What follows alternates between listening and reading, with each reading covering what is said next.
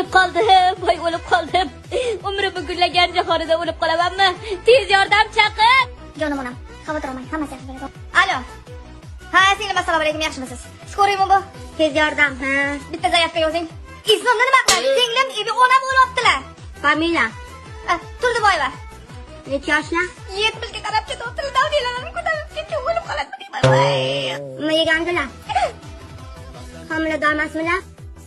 Onam homilador emasmi? Siz qanday joyda deyoramiz 70 ga qarab borgan odam qarab homilador bo'lishi mumkin. O'tkibi, dodamiz o'lib ketganiga qancha bo'ldi? Ha? Eshitilmayapti. Ona qo'yib qo'ydi. Alo. Alo. Familiya.